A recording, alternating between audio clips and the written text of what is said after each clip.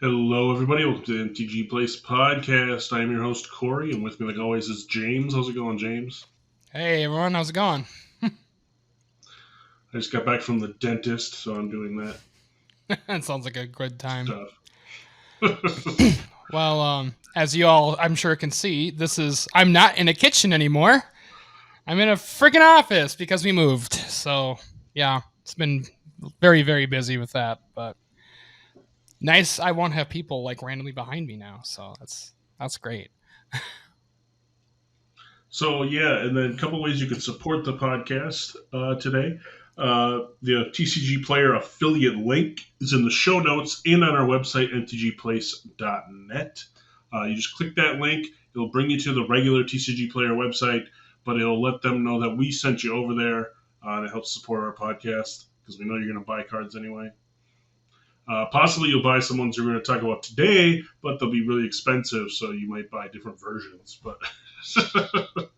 and then the second way you can support us is directly on Patreon. We have 4 different tier levels. You can have ones where you can play Commander with us and all that stuff to help support us directly.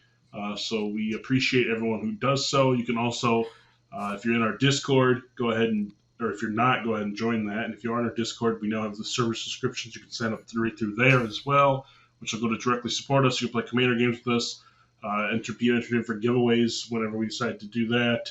And can possibly even be on some of our recorded shows here. We're going to start doing some Commander gameplay videos. So, Yes, indeed. It's going to be good to play with anyone who wants to, for sure. Yeah, and you can find all those videos over on the YouTube channel. You can also find a link to that on the website as well. Again, mtgplace.net has all of our old podcasts all the way back to episode 1, all in audio form, and it has a link to our YouTube channel and the Patreon to sign up over there. Ah, yes, our pre-video days. Yeah.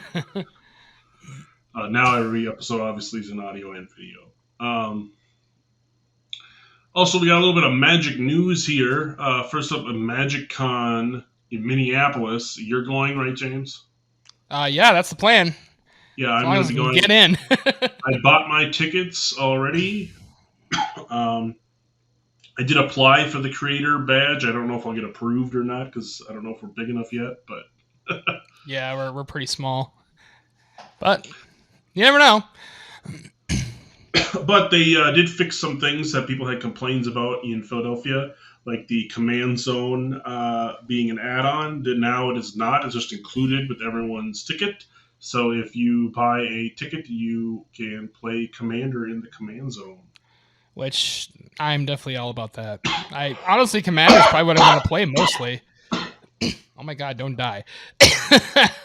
Yeah, I may need to get some water or something, but we'll see. Yeah. But I mean, because the main event's what, modern or sealed? I don't know yet. They haven't announced it. Oh, we actually don't know. Oh, okay. Yeah. They haven't announced any of the side events or anything. I just know it's going to be $120. I don't know what it is. Well, we'll find out. And it's going to be like Pro Tour qualifiers. So like if you win, you just write in the Pro Tour the next day. Sweet. All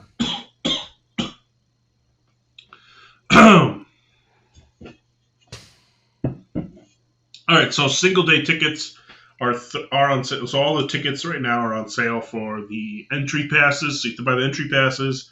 And then once they announce the side events, you have to buy those events separately. Entry passes, single day is $30 for one day, and you get a foil Arcane Signet promo. The whole weekend is $65, and you get the promo card. Premium single day is $55. You get entry to one day, promo Arcane Signet, a mystery booster, and 3 March of the Machine boosters. And then there's the premium weekend, which is what I did for one of mine. You get the whole weekend access, 2 promo Arcane Signets, a mystery booster convention, 6 March of the Machine draft boosters, the exclusive Minneapolis MagicCon playmat, and MagicCon deck box and sleeves. Sounds sick, honestly. Then they have some crazy expensive ones if you really want to go all out. They The have whale versions. yeah, legendary VIP for $350. You get the 2 promo cards, 3 mystery boosters, 3 March of the Machine collectors packs, an exclusive Commander VIP playmat, an exclusive deck box, Commander Party with Commander Luminaries, an official pin, 10% off merchandise, That's actually kind of nice. some sort of Commander merch item to be announced later. A social event with the Magic the Gathering notables in a branded messenger bag. Sounds pricey. Yeah, and then they have the Black Lotus VIP for $700. You get a lanyard, an exclusive water bottle, a snapback hat, a pin, a backpack, the official Magicon pin, 4 promo Arcane Signets, 3 mystery boosters, 3 collector's boosters of March of the Machine, the Minneapolis playmat, the Minneapolis deck box and sleeves, the Secret Lair legendary flyers, 10% off Magicon show store merchandise, a dedicated VIP entry door, early access to the show floor, exclusive Black Lotus VIP offsite event, Friday 7:30 p.m., social event with the Magic the Gathering notables, a VIP play event, signing opportunities with the notables, and a VIP lounge with 3 booster packs in it for you each day. Oh, wow. That's a lot of stuff. A little above my budget, though. Yeah, from what I've heard and the people that have actually gone to like the Philadelphia one and stuff, it's not worth the VIP unless you care about meeting all of the notable right. Yeah, it's for the meetups. Yeah, that makes sense. Rosewater and stuff like.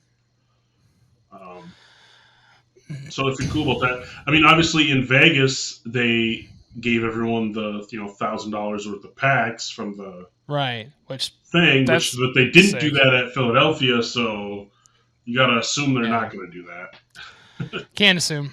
Yeah, and then kids are $20 for a single day, $50 for the weekend.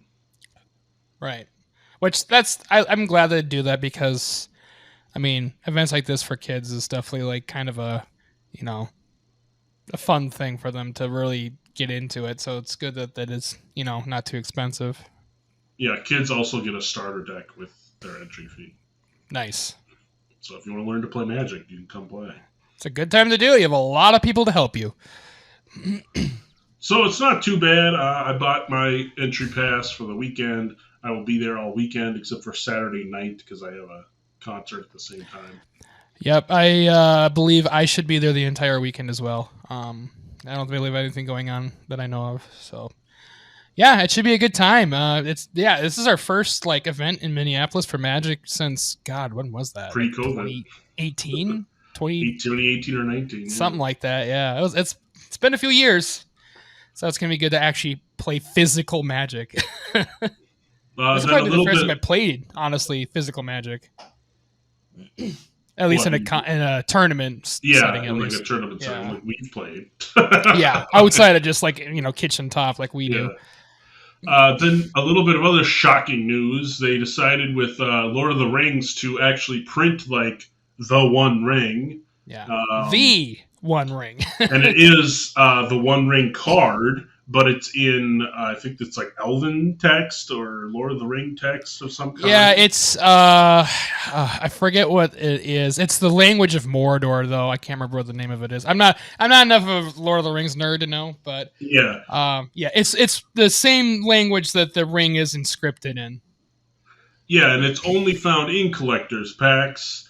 And it's going to be a 1 of 1, so it's going to be like you hit this, you probably got a $20,000 card on your hand or so. Yeah, if you hit this, you hit basically the lottery here. Yeah. My thing is though, since it's a 1 of 1, it's probably going to end up sitting in a warehouse somewhere, or a friend of an employee is going to open it. Yeah, that's usually what happens with stuff like this, unfortunately. Or it's going to end up being like sports cards. They're going to be like, oops, we accidentally printed more than one. That would be funny. That would be kind of funny, honestly. So I guess we'll see what happens with this. I mean, it looks sick as fuck. Don't get me wrong, but but yeah, we're probably never gonna see this, unfortunately.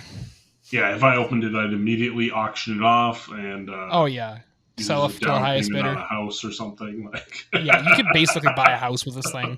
It'll basically be the price of like a Lotus or something. yeah, exactly. I'd rather just have the So Lotus.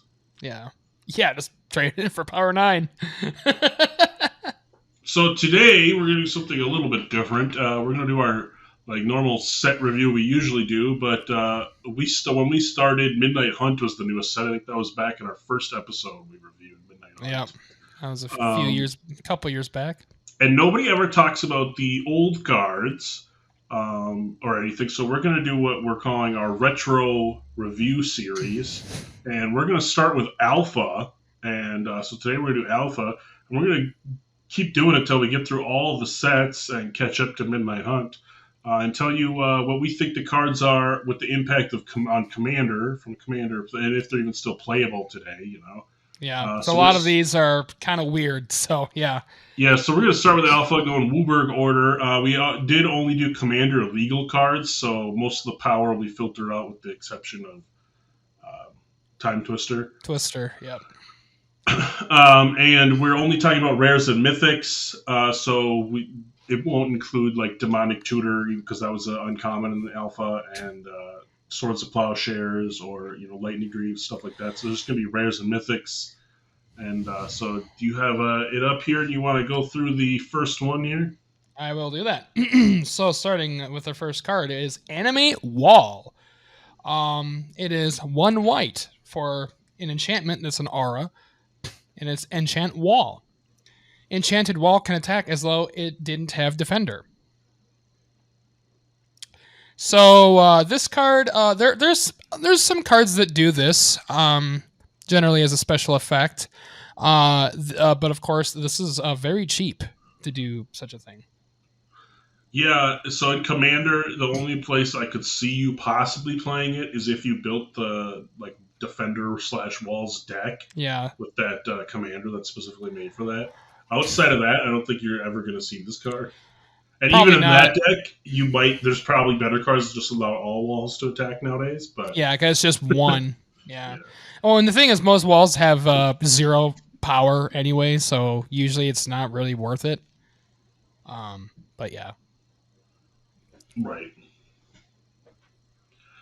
All right. Next card we got is a card we actually see from time to time. It's Armageddon. Blows up all lands in play. Still played.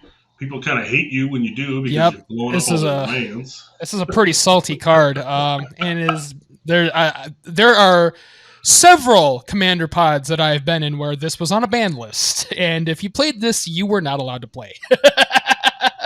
They did not like you. Yeah, it's basically very dick move.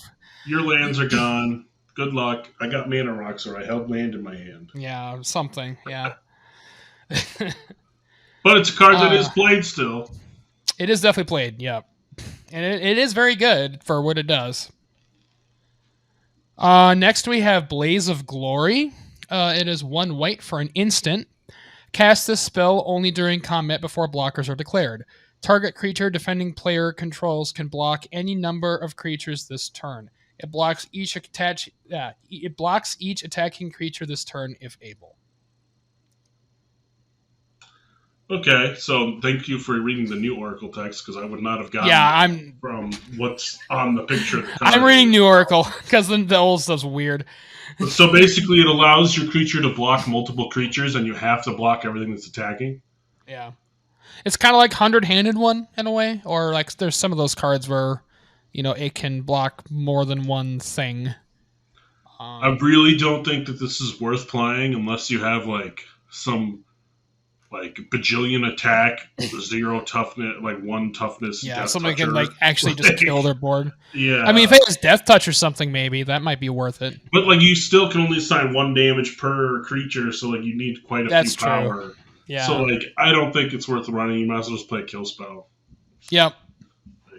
Or even deal X damage to target attacking creature or something. Yeah. That's probably better. Or even they have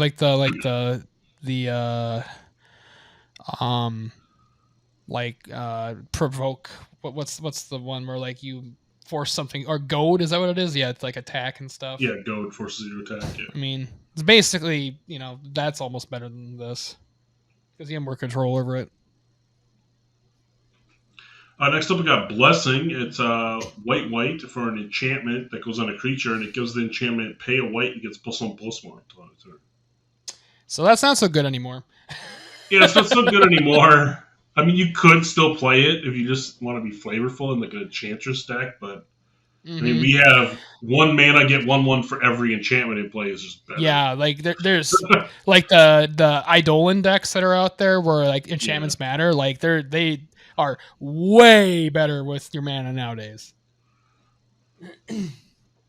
Next up, we got Farmstead. It is white for an aura enchantment that has that, and it's an enchant land. Enchanted land has at the beginning of your upkeep, you may pay 2 white. If you do, gain 1 life. So this also is not amazing anymore. No, I mean you got to pay 5 mana to gain 1 life and 2 mana every turn to gain 1 there's life. There's like Essence Warden and Soul Warden that literally do this like as a trigger. Right. you pay nothing. The Jati offshoot that is when you play a land you gain life. Like yeah. So you're not going to see this. You can tell from the first set of Magic, a lot of cards have been outclassed now. Yeah.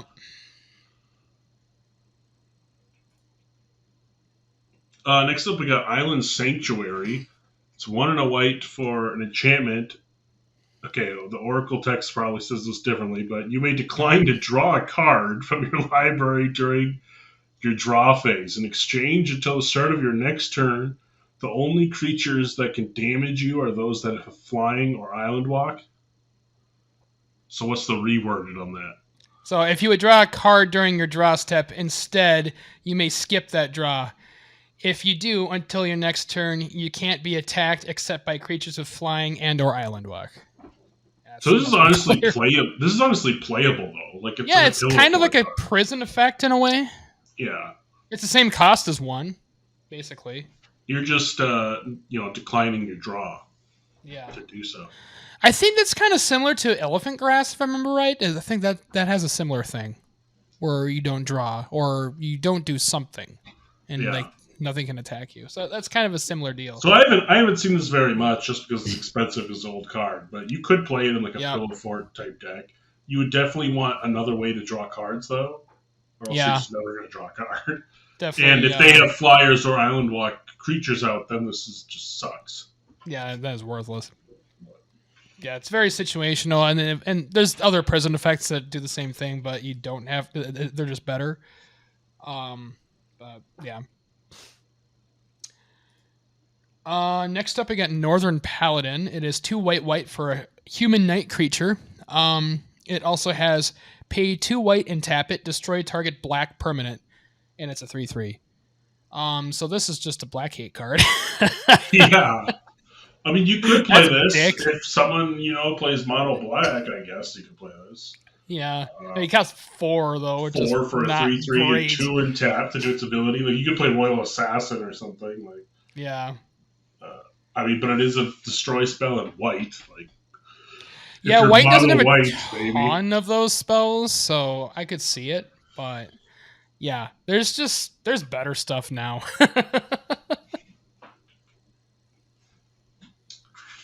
Next up, we got Personal Incarnation. It's 3 white for a 6/6 summon avatar. Caster can redirect any or all damage done to Personal Incarnation to himself instead. The source of the damage is unchanged. If Personal Incarnation is destroyed, the caster loses half or his remaining life points, rounding up. So I'm guessing it's any damage done to this, you can choose to take instead, and when it dies, you lose half your life. Yeah, when it dies, as long as this is half their life rounded up. Yep. Yeah. So that's interesting. If there's a way you can make it indestructible or something, then wait, does it say owner? Yes, it says owner. Damn. Yeah. It's too bad it's not when it leaves the battlefield, because then you could gift it to them. Oh, I know. But this is fucking Zedru? Oh my god. That would be so mean. But if it says owner, then you're always going to lose the life. So. Yeah. Yeah, I think this is like unplayable. Like you're not playing Yeah, this. it's not good.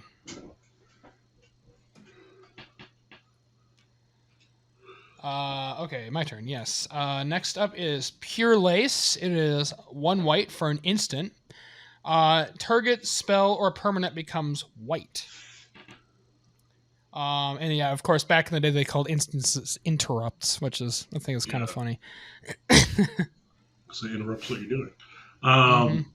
So this, we usually don't see these effects played very much. There is some new commander card. We're playing these kind of cards. Targets, and then it triggers like a targeted ability of some commander. I don't know what it is. Yeah. But other than that, like you're probably not gonna play this. No, probably not. Like it's, I really don't see the point. I mean, even for like, things like, devotion. Like devotion only counts the pips. It doesn't count like what the card color is. It's like the actual use for this would be like if you have protection from white or like circle protection white. Right, yeah, it's to get around that maybe. But you don't usually see stuff like that very often. Like you see it sometimes, but it's kind of rare nowadays. Right, and it's not usually worth the card spot in your deck. No. Even for 1 mana, it's just not worth it. Next up, we got reverse damage. 1 white for all damage you have taken from a source this turn is added to your life total instead. So you gain life instead of losing life. That's actually kind of cool. Yeah, that's actually a decent card. It's kind of like a fog, but you gain the life instead. Yeah, that's I'd say that's playable. And there aren't really a ton of cards that do this. I mean, I think there's some, but not very many I can think of. So yeah, that's one I could actually see maybe played. Yeah, it's definitely playable. Like people play that like deflecting palm and stuff, and stuff like that. It's kind of a similar effect.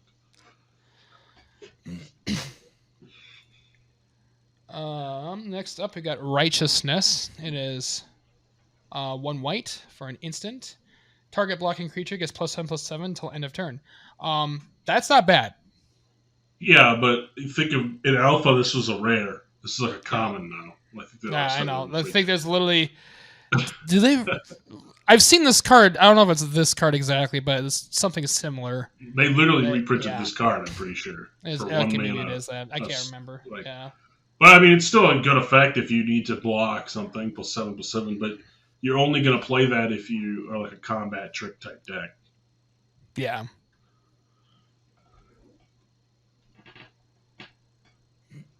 Next up, we got good old Savannah Lions. 1 for 2/1.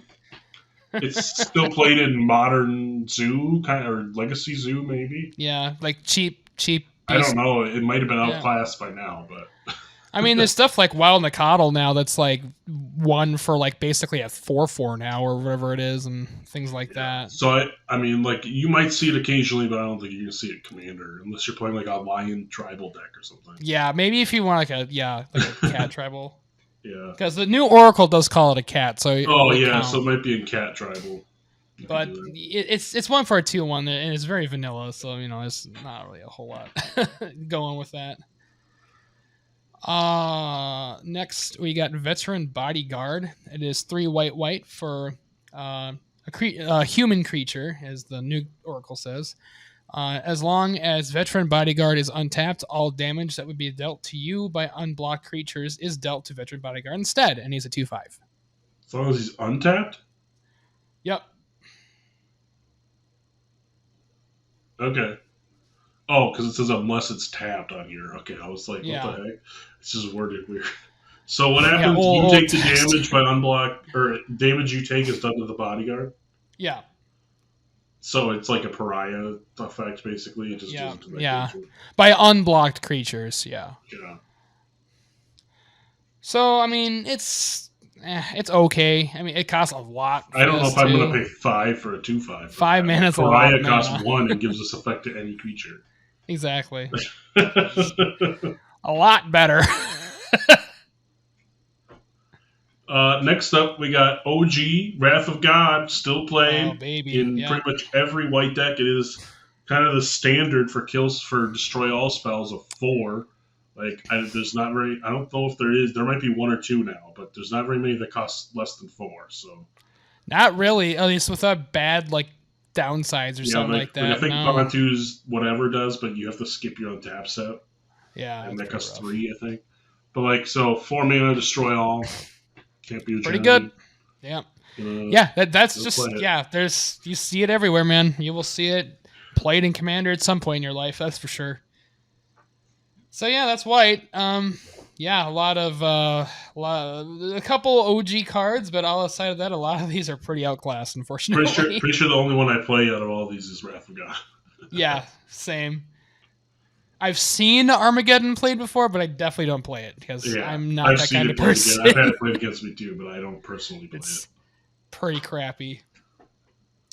All right, we are on to blue. The first blue card is Brain Geyser. It is X blue for a sorcery. Target player draws X cards. So it's a Mind Spring that costs 1 more, basically. Yeah, it's a sorcery as well. People usually have been playing Blue Sun Zenith instead because it shuffles in your deck, which I Right, think yeah, it's costs the 1 same more thing. blue, doesn't it? Or does it cost the same? I think it's similar. It might be the Yeah, same. I But think it's the Brain same. Geyser effects, there's some decks that just want as many of these effects as possible, so you can keep drawing. So then you Yeah. play this and Mind Spring and Blue Sun and all that. So Blue Sun supposed to be the preferred one, but you still see this effect, and this card is still playable today. Yep. It's not bad. Next up, we got Copy Artifact. So you pick an artifact and play, and it enters as a copy of that. And this is actually an expensive card that does see a lot of play because It's very good because we all it know. costs 2 mana to copy something. I mean, just goes to show if you watched the podcast last week, the number one deck in Commander right now is artifacts, and for very good reason. And this card is a big part of that. Yeah. It's like, which of my crazy artifacts do I want to copy? It's like, yeah, and it costs 2. I mean, yeah, this is really good. Next we got Drain Power. It is blue for a sorcery. Target player activates a mana ability of each land they control. Then that player loses all unspent mana, and you add the mana lost this way. Yeah, so I've actually had this played against me once in Commander. It sucks. Wow. Yeah, because that's not when great. they play this on you, you basically have to use your mana at instant speed, or they just get to use your mana that turn, basically. Yep. That's actually pretty crazy. Yeah, it's probably an underrated card. I've only had it played on me once, but when it was played on me, it was good because they played this, and then they were like, okay, then use your mana to play Consecrated Snakes, and then and then they had 2 mana open still to play Mana Drain on whatever I played. I was like, fantastic. Freaking mono blue decks. Mono blue, baby. Oh my gosh. Yeah, I have never seen that card. That is actually very good. Yeah, I don't know what the last reprinting of it was, so it's probably an expensive card. It's probably pricey, which is probably why you don't see it much. Next up, we got the OG Merfolk Lord of Atlantis. Blue, all Merfolk gain Island Walk and +1/+1 when this is at play. It's a 2/2. Yeah, this is. I mean, if back when Merfolk were a legacy deck, this was definitely part of it. This is a good card for that tribe. Yeah, and it's definitely played if you play Merfolk tribal commander decks. You play it in there. Yeah. So pretty solid. Yeah, don't see Merfolk as much these days, but yeah, back when I was first getting into Legacy, back in 2013, 14, somewhere in there, Merfolk were kind of a thing. So I did used to see this a lot. I think it's the Professor's commander deck is Merfolk. Oh, really? Yeah. Just don't see it anymore. It's just not as into the meta as it used to be. Next we got Magical Hack. It is 1 island for an instant. Change the text of target spell or permanent by replacing all instances of one basic land type with another. Gross. For example, you could change Swamp Walk to Planeswalk. Yeah. I don't know. That's kind of a lame card. I don't think you're ever going to play this. Oh, so it doesn't change the like what like a card can create. Like if it creates like white or blue. What does it say? It says change the text of target spell or permanent by replacing all instances of one basic land type with another. I think you can use it to change your lands based on that new Oracle text. Mm-hmm. But either way, it's dumb. Like, Yeah, do I really care that I'm this paying a blue to change my green into a blue? Like, this is one of those weird. Like, so a lot of the older sets had like weird cards like this that were, I don't know. I don't know how often they were played back then, but yeah, you don't see stuff like this anymore. Yeah, you're not going to play this card. Next up, we got Mahani Jin, which I think is a common now. Yeah. 6 for a 5/6 flyer. Not going to play this unless you're playing a Jin tribal deck. Yeah, literally basic 5/6 flyer for 6. Yeah, yeah, that was a rare back then. I remember when Magic was simpler. Yeah, right? Simple Magic. 6 mana, 5/6 flyer. You're going to die. Yep. Very good. Okay, this fucking card. Yes, this card is played, and it's stupid. It's mana short. It's 2 and a blue for an instant.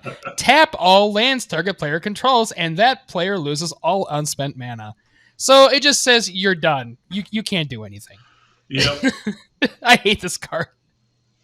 And yeah, this has been played against me a few basically times. like, oh, skip your turn, like that thing. Yeah, you just basically don't get a turn. Yeah, I've had it played on me a couple times. You're gonna play it in a mono blue deck. Still played today. It's kind of the thing with these old cards. Either they're really good or they're really bad. Yep, there's really not a middle ground. The balance was very lopsided back in the day. Next up, we got the OG Pirate Ship. 4 and yeah. blue for a 4/3 that can tap, ping some damage, but it can't attack unless its opponent has an island. Is that what you can't attack unless defending player controls an island. Yep. Yeah, okay. And then when you control no islands, you have to sacrifice it. Okay. But yeah, so you play this in the Pingers deck. Yep. But you play it as a common. It's not a rare. Yeah, it's not a rare. Not anymore. It's an alpha. I think it's like $100 in alpha if you have the alpha version, but yeah. I mean, it's cool. It was a cool card back in the day, but yeah, it's just there's way better stuff nowadays to play. Next up, we got Sleight of Mind. It is 1 blue for an instant. It's another one of these weird cards. Change the text to target spell or permanent by replacing all instances of one color word with another. So you may change target black spell to target blue spell. This effect lasts indefinitely. That's just weird. Yeah, or like if you have like a Pyroblast, you could change it to counter your green spell. Green or something, yeah. It's like you're never going to play this card because it's a waste of a slot. Like it's literally a waste of, like there's just I mean, this is maybe a thing back when there was like a lot less utility back in the day, but now there's just you have so many things that do like just pretty much anything you want now, so these cards just aren't useful anymore. Next up, we got the fucking asshole card, Stasis. Players don't untap. Cumulative upkeep of 1 blue, right? Yep. Yep. and it costs a whole 2 mana to play. Yep, and players don't untap. This Everyone card hates playing against sucks. Stasis. Fucking stack. Everyone hates it. Gross. Yeah, it just literally this card is the epitome of blue. This just literally says you can't play the game. I'm gonna have all the fun now. Like, that is literally blue. Well, you don't get to untap either with this effect. That's true, but you find a way around it, though. You usually don't care. You usually don't need to for some reason. Next we got Thought Lace. It is 1 blue for an instant. Target spell or permanent becomes blue. So it's another one of these switcher color cards. Another switch color card. Not great. Not useful. Not anymore. All right, next up we got Time Twister. The 9th card. The only power 9 that's legal in Commander. and you basically shuffle your hand, library, and graveyard together into a new deck and draw a new hand of 7. Yep. And it costs a whole Um, 3 mana to do that. yeah, so it's basically like Wheel of Fortune, but blue. Except for you do get to shuffle your graveyard and library into your deck. And this is everybody, not just one person. Yeah, so Yeah. it's a good card. It's not, the price of Time Twister good. Like if you have, what is it, $1,500 for a Time Twister, and you really are playing a Wheels deck and you really need this effect, sure. But could you just get a Wheel of Fortune or a, what's the other blue one? Windfall. I'm pretty sure both. You can like buy $3. Yeah, like they're Wheel of Fortune's a couple hundred. But, yeah, Wheel of Fortune's more expensive, but it's still like at least a 10th of the price of this, if not like a 100th of the price of this. Like, yeah, you don't need to buy Time Twister. I'm sorry. I mean, yes, you can buy one just to say I have a piece of the Power 9. It's definitely a good card, and I've had it played against me. My buddy has one, and it's in his deck. So I don't think I've ever I don't think I've actually seen this card in person before. You know Josh that we play drafts with. Yeah. Oh, he plays has this one? in his commander deck. Yeah, he has one. That's rude. All right. Next up, we got Vesuvian Doppelganger. It is 3 blue for a shapeshifter. It counts as. You may have Vesuvian Doppelganger enter the battlefield as a copy of any creature on the battlefield, except it doesn't copy that creature's color, and it has at the beginning of your upkeep. You may have this creature become a copy of target creature, except it doesn't copy that creature's color, and it has this ability, and it's a 0/0. So this is basically the original clone that you could change what it was. Yeah, every upkeep in play, that's kind of cool. That kind of warrants the additional. Yeah, this is still played in clone decks. There is obviously a cheaper reprinting of it. Yeah, I would hope so. Assuming you don't want to spend the alpha prices. Yeah, the alpha price is probably pretty pricey. But then you get this sweet old school look. The art is cool. I mean, I love the old art. The old art's like so good. There's so many good pieces back in the day.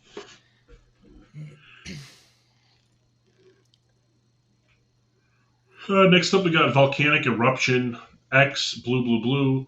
For sorcery, it destroys X mountains and does X damage to each player and each creature in play.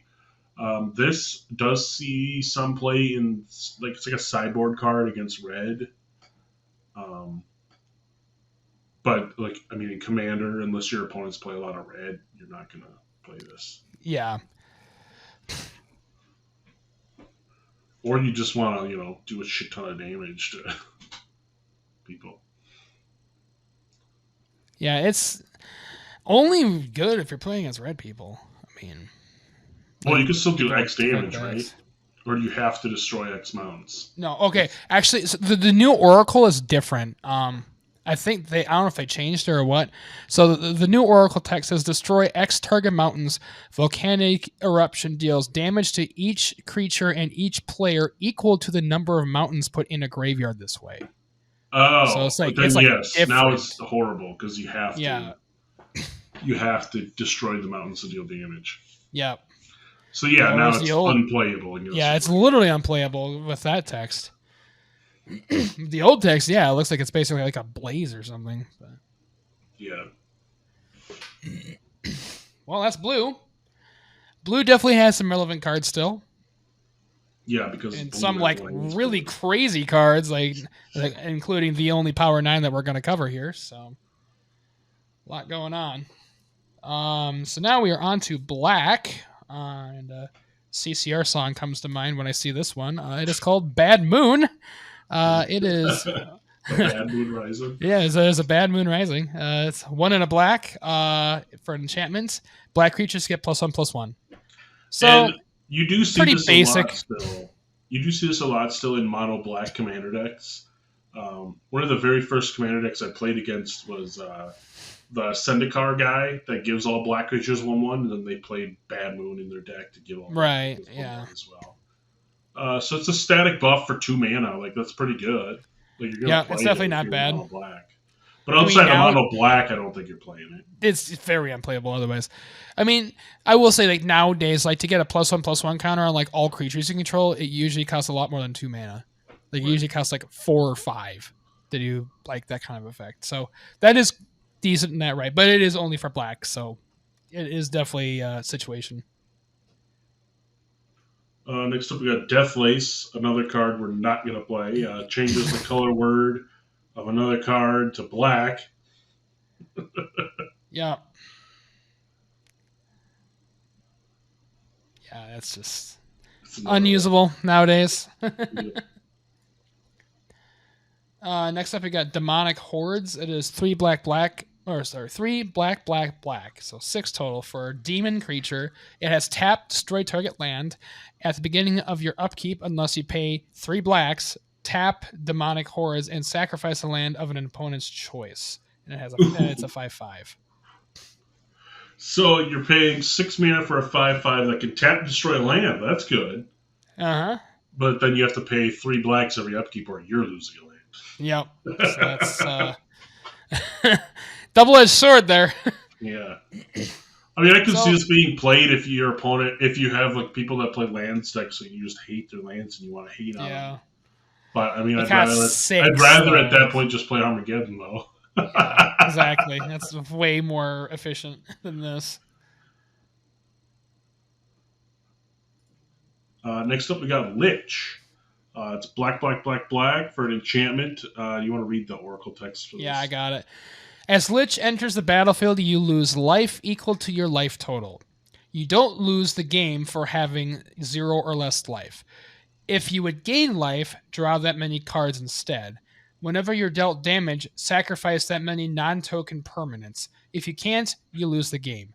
When Lich is put into a graveyard from the battlefield, you also lose the game. Yeah, so it's basically you don't lose the game card, play this, and then you start sacking off permanents. Yep. Instead of dying. I feel like there's an enchantment that's similar to this. Was it like Lich's Tome or whatever it was called back in the day? Yeah, they also reprinted this. Yeah. Which is kind of it was a little different, but it was kind of similar, I think. But yeah. Yeah, interesting. I guess it could be played. I don't know. But honestly, you'd obviously still only play it in mono black. Like, yeah, I mean, nowadays you just play Platinum Angel or something like that. You flat out don't lose. And but this can draw you cards. This can draw you cards. That is true. That is one upside. But this has a lot of ways you can also lose. So they just like destroy it, then you're just kind of screwed.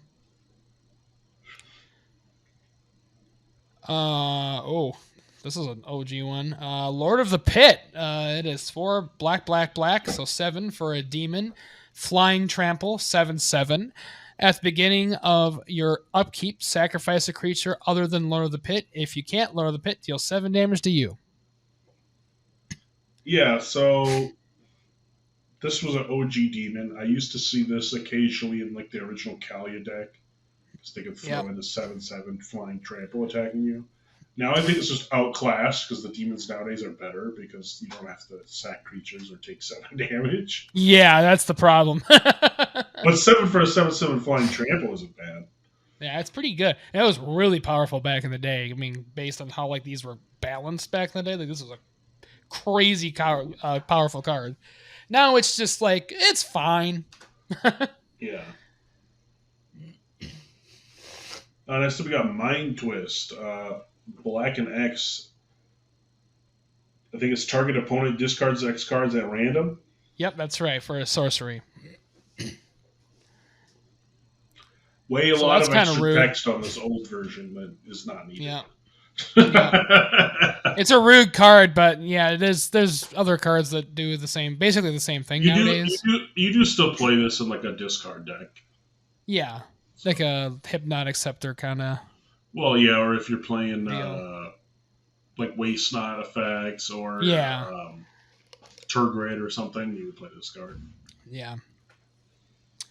Yeah, one you're not going to see much, though. All right, next we got Nether Shadow. It is black, black for a spirit creature with haste, and it's a 1/1. At the beginning of your upkeep, if Nether Shadow is in your graveyard with 3 or more creature cards above it, you may put Nether Shadow onto the battlefield. So again, this is why graveyard order matters, and you will get in trouble if you shuffle it. Yeah, it's one of those old cards where the graveyard order matters. That's why in Dredge, like you have to actually splay your graveyard because it does matter. Like if you're playing a Dredge deck. Only if you have a card that references it, though. Yeah. Most like cards this. don't. Like nowadays. if you have this, or like what's the other one that returns the top creature card? Yeah. Like Shallow Grave or something, whatever it is. Yeah, something like that, yeah. That's the kind of card where you would have to pay attention to the order. So. Yeah. Next up is the OG Nightmare, 5 and a black for a star with flying, equal to power and toughness equal number of swaps you haven't played. You could still play it in mono black. I played it in my first mono black deck. I feel like now there's so many creatures that are just better than it that I used to play it way back when as well. But yeah, I haven't seen Nightmare play in a very long time. Yeah, now it's kind of just a nostalgia card if you play it. Yeah, but you're only going to play this in mono black or a deck with like Urborg or something. Yeah, it's more where it matters. I love that old art. Oh, God, the old art's so good. Yep. Oh yes. Speaking of OG, here's the OG Royal Assassin. 1 black for creature that's a human assassin. It's a 1/1 and it taps to destroy target tapped creature. Yep, still a good card. Still played. And basically any zombie or mono black deck, you probably will see something like this. Next up is a Warp Artifact. It's black, very enchanted artifact. Deals 1 damage to the artifact's controller at the start of each turn. It's okay. I don't think you're going to play this anymore. No. Like, who cares about paying him for 1 every turn? You rather just destroy their artifact. Most likely. Yeah, except for black. I mean, I guess black doesn't really have that. Doesn't have a ton of destroy artifact cards. Yeah. So I can see. I don't even know if it has 1. It might have 1. And yeah, I don't know. It might. It has a destroy enchantment card now. Finally. I know, that's what I'm saying. Like, it's hard to get rid of artifacts in black. Yeah, so that makes sense. I understand why this was made back then, but you're usually trying to do other stuff with your slots. Oh yeah, so now we have the original Will-o'-the-Wisp. It is 1 black for a spirit creature with flying. It's a 0/1. It has pay a black, regenerate Will-o'-the-Wisp. Yeah, that's it. Yeah. I don't see this played a ton, but you could still play it, like especially in like a deck where you just want a flying blocker. Yeah, like it's just a blocker that as long as you have a mana, it keeps blocking. Yep. All right, and then we got Word of Command, which I'm probably going to need to read the Oracle text for that. Yeah, you probably want to. Look at target opponent's hand and choose a card from it. You control that player until Word of Command finishes resolving. The player plays that card if able. While doing so, the player can activate mana abilities only if they're from lands that player controls and only if mana they produce is spent to activate other mana abilities of lands the player controls and or to play that card. If the chosen card is cast as a spell, you control the player while the spell is resolving. Basically, you force someone to play the spell and you get to choose the targets and stuff. Yeah. You just take control of what they can react with. It's 2 black for an instant. I don't know. I've personally never seen this played. I've never seen it played. I know some people who said they were thinking about adding it, though. I could see the value, especially in Commander. Especially in black, because I feel like black doesn't really have a lot of ways to defend itself like this. Yeah. So there's the best case for it would be like you play it when someone's attacking you, and you hope that the person that you're against has a kill spell in their hand that they can instantly cast and kill it. Yeah, and kill like something of theirs or something. Yeah. Yeah, that's interesting. All right, our very last black card is Zombie Master. It is 1 black for a zombie creature. It's a 2/3. Other zombie creatures have Swamp Walk. Other zombies have pay a black, regenerate this permanent. Yeah, you definitely play this in a zombie tribal deck still. It's a Yep. lord that gives all your zombies swamp walk and regen. Yep, it's very good. That's black. Black still got some pretty decent stuff in it. Yeah, it's got a couple cards that are still Yep, played. definitely got some stuff that's playable. Onto red, it's Chaos Lace, same one of the other ones. Changes a Yep. color word for 1 red. Not going to play this card Not playing ever. it. If someone plays this card and they use it and it's not for some weird targeted infinite combo thing, tell me what it is. Okay? Yeah, please let us know. I've never seen any of these like lace or whatever cards played. So, oh, here's a classic. We got Earthquake. It is red and X for a sorcery. It deals X damage to each creature with flying and each player. Still played, still pretty good, honestly. Yeah, still good. Especially Especially in a thing like mono Commander. red or a red deck that is supposed to buff out and kill everything that's not flying. Like, yeah, you can literally kill players with that card if you have got enough mana. And then next up, another card, probably one of the most cards that everyone wants to play is Fork. Yeah. It's red. It copies an instant sorcery spell on the stack. So Yep. the original Fork. Literally used to like create like instant loop or infinite loops and things like that. Yep, all the time. It's used for This infinite is copies. usually what it's for. If you see it played, that's usually a little indicator of what's probably in store for you. You're probably Or they have some weird just copy spells that I can get. yeah, or there's that too. Those decks do. But yeah, a lot of times you have a fork and another fork effect, and then you just go infinite. Yeah, and you're just like, oh, I get infinite lands, So or I fork, do infinite damage. my fork, to fork my fork, to fork my fork, which is infinite copies, which makes Calamax, 1 billion, 1 billion, and then attack you Yeah. for commander I attack you for 1 billion damage. And that's always fun. That's always fun to play against. It's a great time. Next, this is another kind of OG one here. Goblin King. It is 1 red for a goblin creature with that's a 2/2. Other goblins get +1/+1 and have Mountain Walk. Yeah, it's another card you'd play in Goblin Tribal. Otherwise, you're not playing it. But it's a good card in that deck. Literally made for Goblin Tribal. Next up, we got Granite Gargoyle, 2 and a red for a 2/2 flying with pay a red, get +0/+1 until end of turn. So the opposite of fire breathing. That's interesting. Yes. So it just becomes a big butt blocker for you. Yeah, I mean, this is like one of those mediocre cards you could play, but like I don't see why. Like you probably wouldn't. This is probably one you wouldn't play, and I've personally never seen it played, and just probably for good reason. there's better stuff.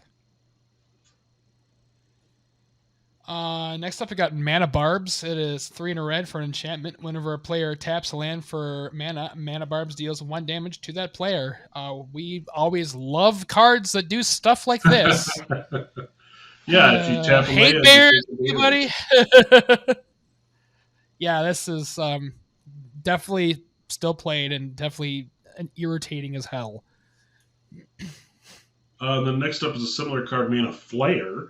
It's whenever a player taps a land for mana, it produces an extra 1 of that mana. Yep, so that's kind of like the group hug. This is also still played because doubles mana. Yeah, you see it in group hug and other things like that for sure. Or decks that just want ramp. your mana. Yeah, you just want double mana. And it's more important to you than their opponents have. You're playing like Eldrazi or something, or some Tron, something like that. You maybe play something like this. Next, we got Power Surge. It is red for an enchantment. At the beginning of each player's upkeep, Power Surge deals X damage to that player, where X is the number of untapped lands they controlled at the beginning of this turn. So so that's kind of like a Price of Progress kind of effect. Well, it's It's more like when you go to untap, you take damage for every land that was tapped. Yeah. It's okay. It's all right. You can play it if you want to deal a bunch of damage to people. Yeah.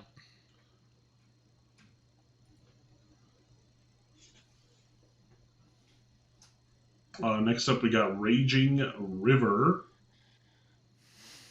which is whenever it's red for an enchantment. Whenever one or more creatures you control attack, each defending player divides all creatures without flying they control into a left pile and a right pile. Then for each attacking creature you control, choose left or right. That creature can't be blocked this combat except by creatures with flying and creatures in the pile with the chosen label. Interesting. So you kind of like You divide their board in two and can choose what half of their stuff can't block. You have their attack in a way. So like all their good stuff, you just like, okay, that's all not attacking me. No, it's when you attack, so it's they can't block with half their stuff. Or no, that's what. Okay. Oh, so that's even better, honestly. Then. Yeah. Yeah. Again, I've personally never seen this played. No, I don't know why you would play it because I don't I'd know. rather just play a card that says like target opponent can't block this turn. Yeah, because there's definitely cards that do that are way better. And Yeah. I mean, it costs 2, which isn't bad, but yeah, it's a little outclassed. Let's see. Come on. Next, we got Rock Hydra. It is X red for a Hydra creature. That's a 0/0. Rock Hydra enters the battlefield with X +1/+1 counters on it. For each 1 damage that would be dealt to Rock Hydra, if it has a +1/+1 counter on it, remove a +1/+1 counter from it and prevent that damage. And then you can pay a red, prevent the next 1 damage that would be dealt to Rock Hydra this turn, or you can pay 3 red, put a +1/+1 counter on Rock Hydra, activate only during your upkeep. Yeah, so this Hydra is actually still played in like red-green Hydra decks because you get 1/1 counters that count as heads and you can regrow heads basically, put more counters on it. Which is pretty good. As long as you got the mana, yeah, you can keep this thing alive for quite a while. Yeah, it's good in the X-Spell deck. Oh, for sure. Next up is Rock of Care Ridges. It's 3 in a red for a 3/3 flyer. And that's it. It's just 3. Pretty basic. Good old 4 for a 3/3, and it's a freaking rare. Yep. Gotta love it. Not gonna play this card. It's not playable anymore. Next we got Sedge Troll. It is 2 in a red for a troll creature with 2/2. That is a 2/2. Sedge Troll gets +1/+1 as long as you control a swamp, and then you have pay a swamp, regenerate it. Yeah, I've actually played this card a couple times in commander decks, but I feel there's better cards now. It's just like a medium card if you need a 3-drop that can regenerate. It's an okay 3-drop. Yeah, it's like a 3/3 for 3 that has regeneration in a red-black deck. Which is okay. Yeah. Next up, we got the OG Shivan Dragon. 6 for a 5/5 flyer with Fire Breathing, which is 1 red for +1/+0 until end of turn. The nostalgia for this card is awesome. I use this card if you play Gareth because you can cast it off that. Yeah, that's good. I feel like the dragons nowadays kind of outclass it though. So yeah, there's much better ones.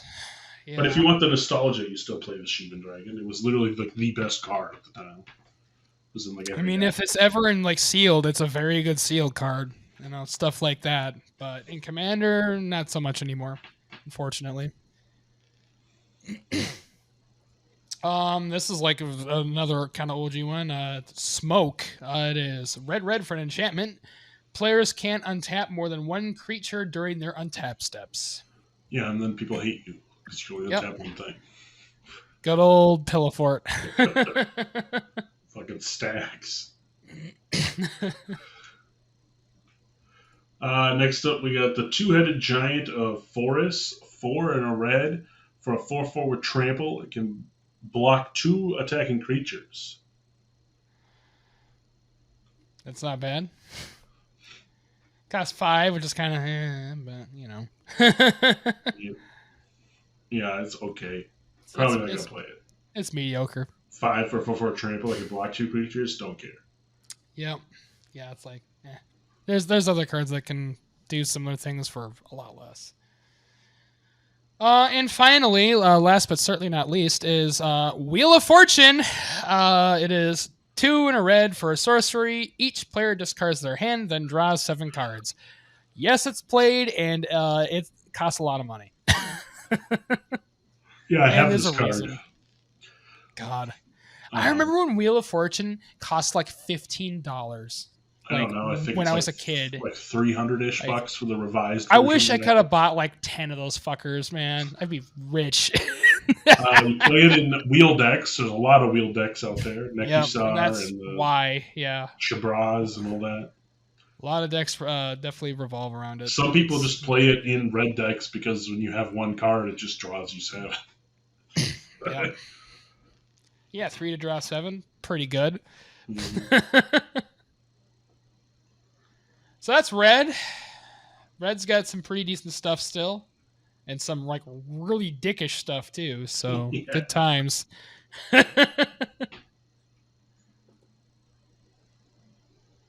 Next up for green, we got Aspect of Wolf, which is a really weird worded card here. So it's 1 and a green for an enchantment aura that enchants a creature.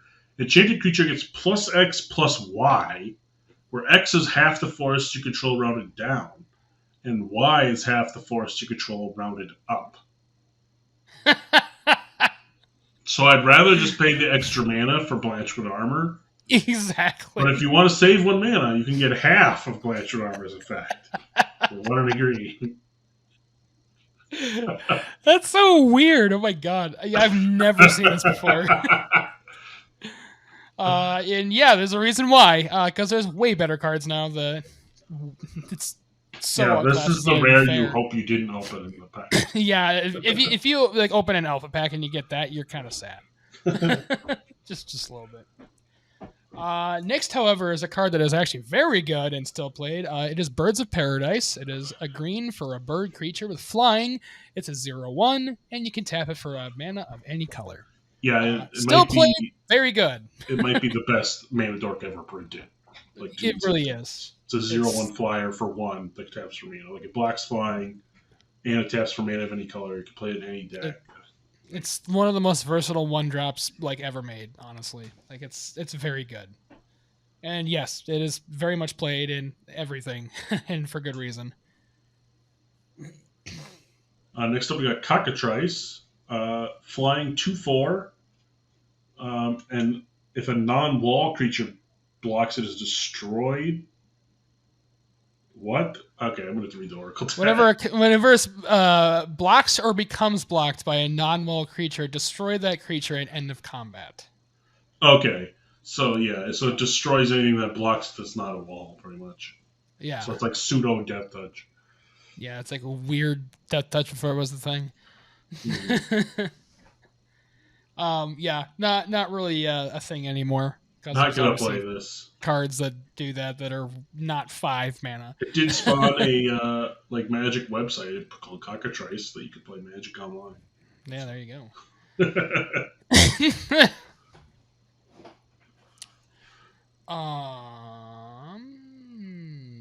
Come on, there we go. If it would load. Okay, this is a classic card as well. Elvish Archers. It is 1 and a green for an elf archer creature that's a 2/1 and it has first strike. A 1/2. Or sorry, yeah. No, wait. Oh, wait. Is the Oracle wrong? The Oracle says 2/1. Oh, they could have changed it in the new print. It's possible they flipped it. I don't know. Possible. But yeah, this is a card that you might still see it from time to time. Like, especially in an elf tribal. Like, it's okay.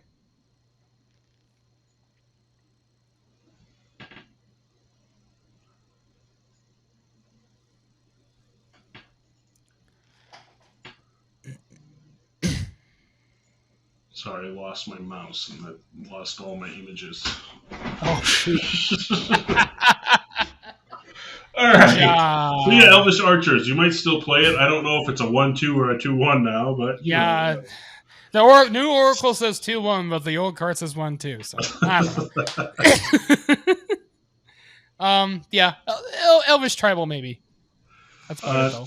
Next up is Force of Nature. 2 green, green, green, green. 6 mana for an 8/8 Trampler. You must pay 4 green during your upkeep, or it deals 8 damage to you. Yeah, not played anymore. No, but it is a good card, and I've had it played against me just for I OGness. People I have Force of I Nature. do actually own a copy of this, not obviously from Alpha. I think it's from like Revised or something.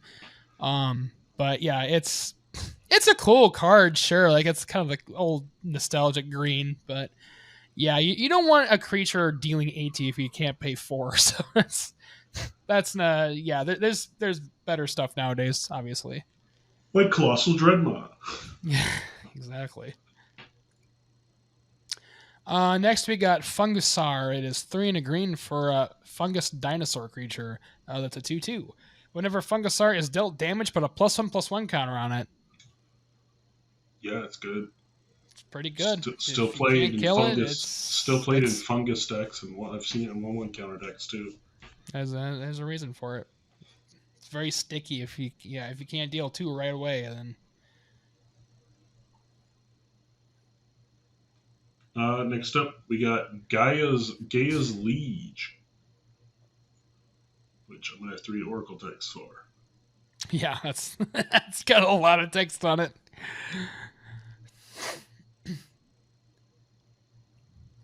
If my screen will load. I know mine's been slow too. Okay, as long as Gaia's Leech isn't attacking, its power and toughness are each equal to the number of forests you control. As long as it is attacking, its power and toughness are equal to the number of forests defending player controls. And it has tap. Target land becomes a forest until it leaves the battlefield. So it's actually pretty good. You could play It's that. not bad. Yeah, it's playable. It just becomes, especially if you're green, like it can probably be pretty big. It does cost 6, which is a lot, but Yeah. you know, it's mediocre. Next we got Kudzu.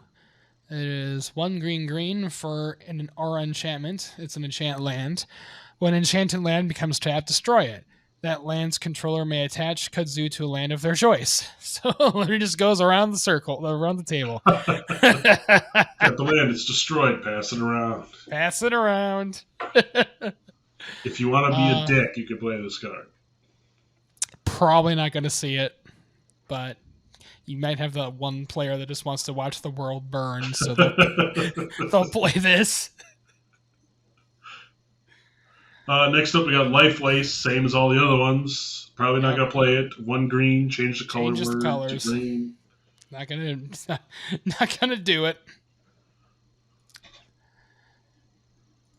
Next, we got Living Artifact. It is green for an aura enchantment with enchant artifact. Whenever you're dealt damage, put that many vitality counters on Living Artifact. At the beginning of your upkeep, you may remove a vitality counter from Living Artifact. If you do, gain 1 life. Wait, so whenever you lose life, you put counters on it? Yeah, and then every turn you can at gain the beginning of 1 your life? upkeep, you can gain it back, basically. But you only gain 1 life back. You can't gain it all back. Yeah. Yeah, you can only remove 1 at a time. So that's interesting. Maybe in a life gain deck, if you have triggers that are like when you gain life, you might use this or something. Yeah, there might be a use for it or something like that. Outside of that, though, it's okay. It's not great. Yeah. Next up, we got Living Lands. All forests are now 1/1s that are also lands. Interesting. You've got a lot of land, I guess. Yeah, it's good. Make all your forests into 1/1 creatures and swing out. Yeah. So that can be a win con, honestly, if especially if you have a way to buff your stuff, like they can get out of hand real quick. Next, we got Natural Selection. It is green for an instant. Look at the top 3 cards of target player's library, then put them back in any order. You may have that player shuffle. So it's kind of like an old school, like I didn't know that this existed. Fate Seal or something like that. And green does this? This is not. I know, that's what I said. It's weird. This is a very blue effect. It's like a blue effect. Interesting. Yeah, I can't say I've ever seen this. Top 3 cards of a player's library. You could rearrange them in any order or shuffle. Or have them shuffle, yeah. So it's Ponder, but in green? Yeah. But you could choose an opponent? Yeah, it's target player. That's really good. Yeah, that's honestly pretty good. I wonder how many reprints there are of this, if any. Probably like 0, and that's probably why we don't see it, and it probably costs like ass ton of money because it's alpha. But if it were ever reprinted, this would be pretty good. Oh, here's a classic. Oh God, with this old effect too. Next up is Timberwolves. It's 1 for 1/1 with banding. So banding, if no one knows what that is, I'm sure, is any creatures with banding and up to 1 without can attack in a band. Bands are blocked as a group. If any creatures with banding you control are blocking or being blocked by a creature, you divide that creature's combat damage, not its controller, among any of the creatures it's being blocked by or is blocking. Banding was weird as hell, basically. Yeah, it's kind of like you merge them into one creature, and like my 2/1/1s would be a 2. Would attack as a 2/2, but I think they could still block it the other way. I don't know. Blocking is weird with it. It's weird. You don't see it ever, so don't worry about it. But if you do, that's a very 1 in a million instance. Mm-hmm. Next, this is a classic card too, I think, is the Verduran Enchantress. It is 1 green for a human druid creature that's a 0/2. Whenever you cast an enchantment spell, you may draw a card. Yep, this has been reprinted a bunch too. I play in every Enchantress deck. Literally any enchantment deck, Matt. That's why it's called an Enchantress deck, because the Enchantress draws your cards. Enchantress. And again, I love this art so much. God, I miss the old art. Next up, we got Web, which is 1 green enchant creature, gets +0/+2, and can block flying. So it has reach. Yeah, basically gets reach +0/+2. That's not bad for 1 mana. It's fine. I mean, and that's kind of green's weakness usually, even nowadays. So yeah, it's legit. Oh, and that's green. Green honestly had some. There's a few things here I've literally never seen before. So, and some of it's kind of good. Well, now on to the artifacts. Yes, artifacts. So first of all, we got Gauntlet of Might. It is 4 for an artifact. Red creatures get +1/+1. Whenever a mountain is tapped for mana, its controller adds an additional mountain. So these all are red creatures get 1/1, and your mountains tap for extra red. Yeah, for an additional red. Is that everybody or just you? That is everybody. That's interesting. It's controller. Yeah, it's an interesting card. Yeah. You can play that, mono red. It's playable.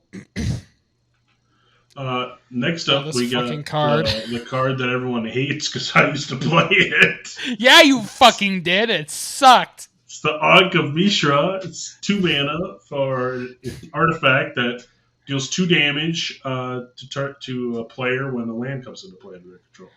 So basically, fuck landfall, and this paired with bounce is the dumbest fucking thing ever. Yeah, I used to play the cards that were like, oh, play this, and then I bounce your land, and then if you play it, you take 2. Or I'd play like the haze card with fading.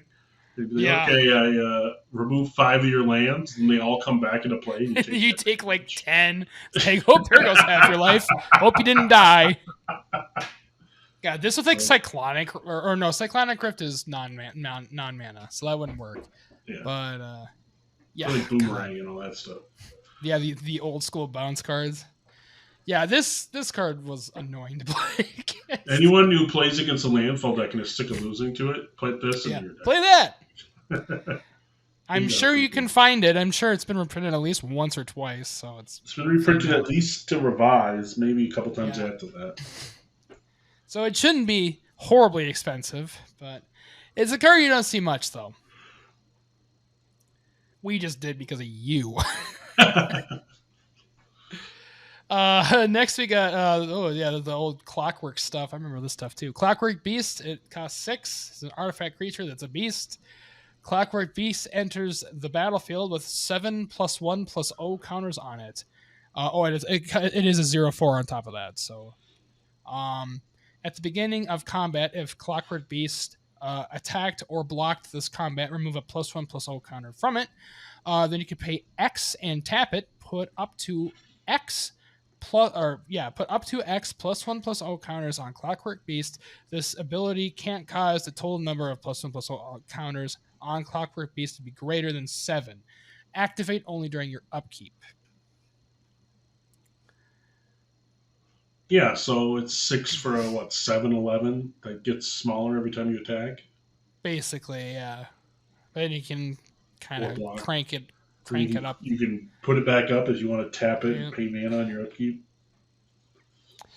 It's that's okay. Interesting. Yeah, it's not really good anymore. I've seen like 1 or 2 Clockwork cards still played, and it's usually in a 1/1 counter deck. Yeah, it's usually not. Or something like with like modular or something like that. Yeah. Next up is Cyclopean Tomb, which is pay 2, turn any non-swamp land into a swamp during your upkeep. Pretty sure that's all the text that matters. Okay, there's a lot of... Okay, so it's pay 2 and tap it, put a Mire counter on target non-swamp land.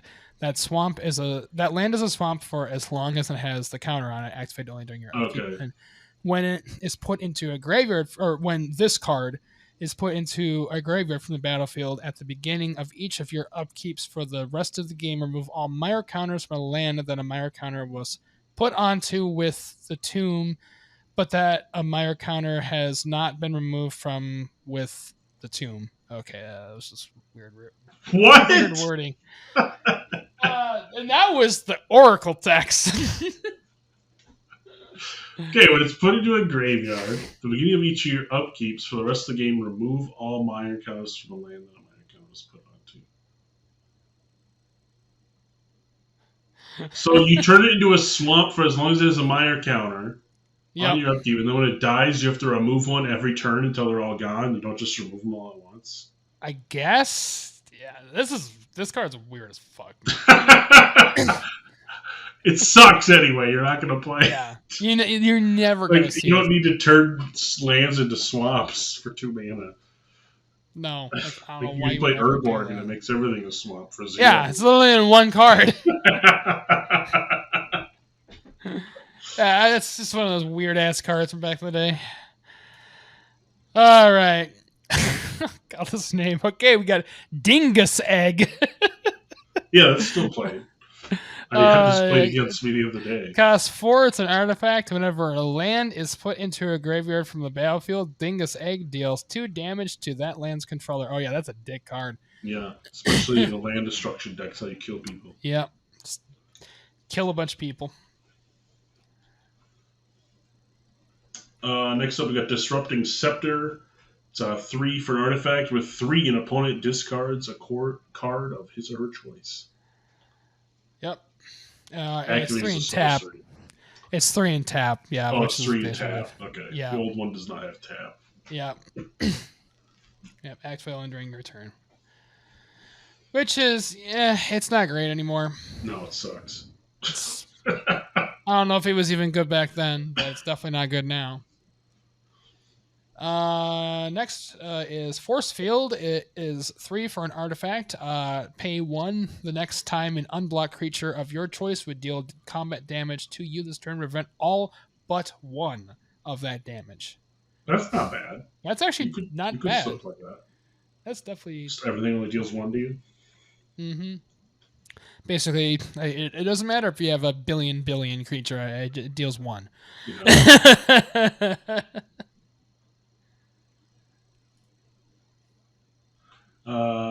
Next up, we got the Helm of Chatzel. What does it say? Chatzu? Chatzook. Yeah. It's 1 for an artifact. With 1, you may give a creature banding until end of turn. Yep. So you're probably never going to see this played because banding is not a thing anymore. Yeah, it's not that good of an ability anyway. No, it was never. It wasn't a good ability to begin with. This one is OG as hell. Howling Mine. Cost 2. It's an artifact at the beginning of each player's draw step. If Howling Mine is untapped, that player draws an additional card. Definitely still see this played a lot, and it's been reprinted to death. So yeah, it's played in Group Hug. It's played in any artifact deck where you could tap it so that the opponent doesn't draw it. Yeah. The old wording just says every player draws an extra card. Yeah, no, they definitely changed that. Yeah. Next up is Illusionary Mask. You're probably going to want to read the Oracle text for this one. Which is 2 for an artifact with pay X. Choose a creature card in your hand whose mana cost could be paid by some amount or all of the amount of mana you spent on X. If you do, cast it face down as a 2/2 creature spell without paying its mana cost. If that spell becomes as it resolves, what? If the creature that spell becomes, what? Sure. If the creature that spell becomes as it resolves has not been turned face up and would assign or deal damage, be dealt damage, or become tapped, instead turn it face up. Okay.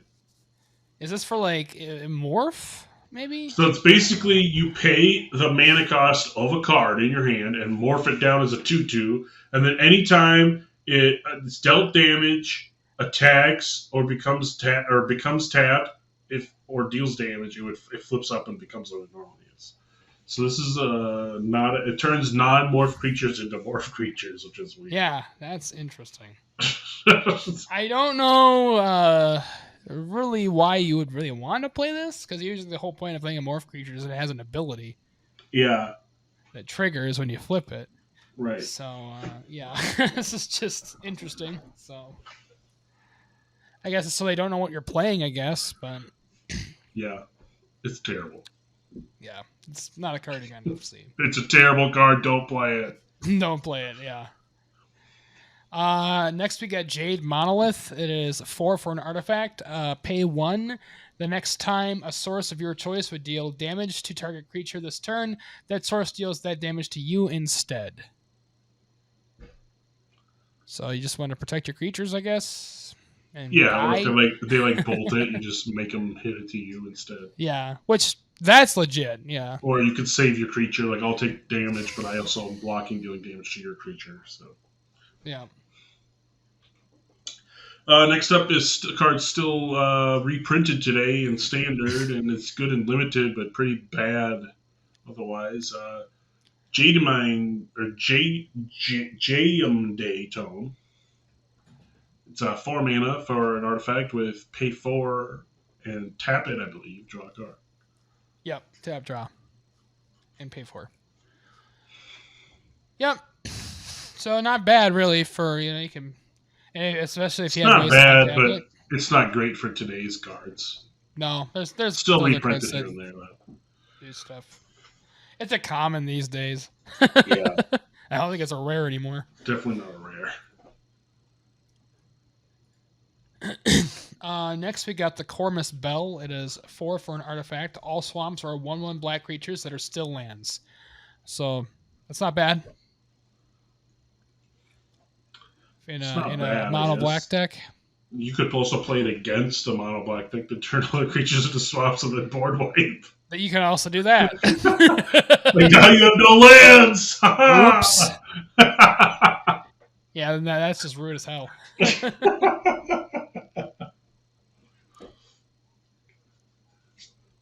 I don't think you're going to see this stuff. Probably not. But it's funny. It is kind of funny. I almost want to put that in the deck and just make someone's lands creatures and then blow them up.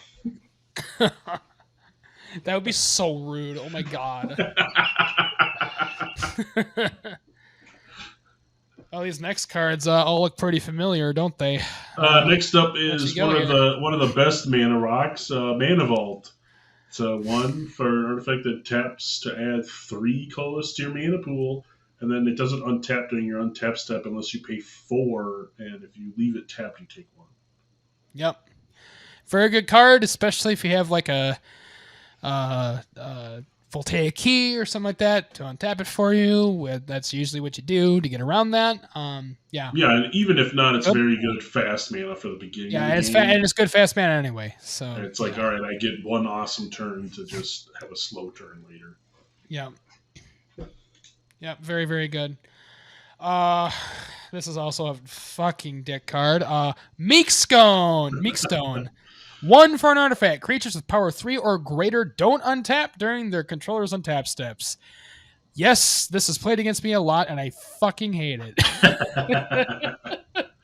Yep. So and it's a annoying. Hate Bears card and Commander as well. Very much so. Another OG card here. Next up, we got Disc.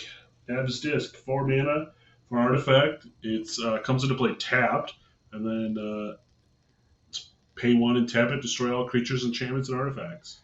Yep. Still one of the OG board wipes, and you still see it played quite a bit. And you even see Magus of the Disc, which is literally the creature version of this card, also played. So, Yep. Good card for sure. Next, we got Sunglasses of Urza. It is 3 for an artifact. You may spend white mana as though it were red mana. So that's interesting filtering going on there. I think this was also one of my crazy cards on a previous episode. Oh, yeah, I think it was. Yeah.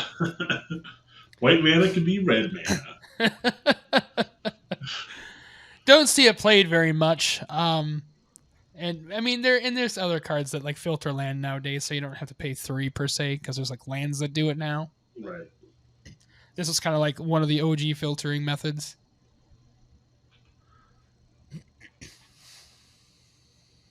Next up, we got The Hive. It's 5 for an artifact with pay 5, tap it, create a 1/1 colorless insect artifact creature token with flying named Wasp. So if you want a Wasp flying generator, you can do that. But I think there's easier ways to do that now. Like there's far better ways because 5 to create a 1/1 is not great.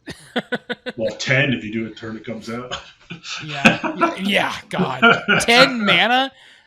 So, do I want to pay 10 to get this in a 1/1 or get Progenitus? Definitely the 1/1 flying wasp. God. Yeah, this card is very, very outclassed, unfortunately. you won't really see that anymore. What's not outclassed though is fucking Winter Orb. It is 2 for an artifact. As long as Winter Orb is untapped, players can't untap more than 1 land during their untap steps. Screw that card. It is awful, and it's played all the time. Yeah, when it gets played against you, you're just like, can we just play Magic, please? Yeah. That's weird. That's when this is played. It's just like, okay, next game.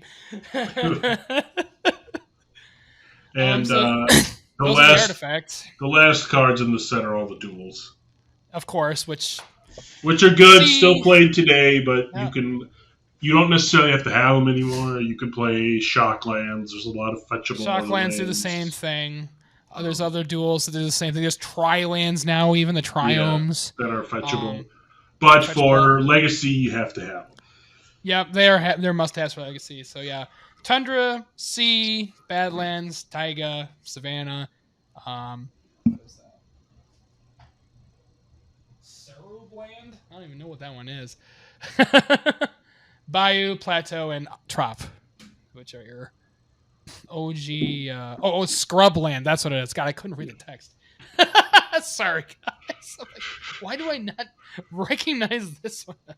Scrubby. Yes. Okay. Yeah. Well, that's Just like Underground Sea itself is like what, over $1,000 now? it's like $600-700. I think at one point it was, but yeah, it might have gone They've down gone a little down bit. a little bit, yeah. But they're still hella expensive, and they're not must-haves as much anymore in Commander as there's other lands that do similar things now, so you don't have to spend an ass ton of money on them. Well, that's That's our it. alpha review here. Some cards still played today. Some cards not great. Some It's kind cards of you a consider playing. fun walk down memory lane for a lot of them. Yeah, Some of these, like the more mediocre, like kind of nostalgic cards, are like cards that like we basically played when we started playing Magic back in the day, because like right. Sheev and Dragon and whatnot were still very much a thing. But yeah, it's definitely a mixed bag. So yeah, it's up to you if you think it's worth paying. What are alpha packs going for nowadays? Like $400 a pack? I don't know, something ridiculous. Something stupid. Yeah, then you'll cry when you. Nobody's gonna open buy up an the alpha pack and- though because they're wax packs and you can search them. So like, yeah, that's fair. even if it's unopened, people know what's in it. Right. So Yeah, so that's that.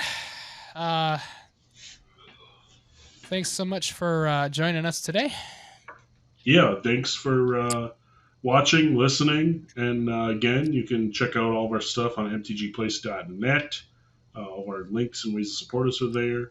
Follow us on YouTube if you're not. Also, let us know in the comments of this video if you like this retro review or not.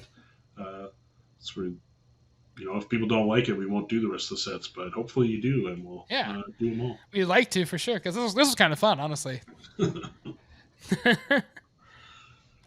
Until next time. All right, see y'all later.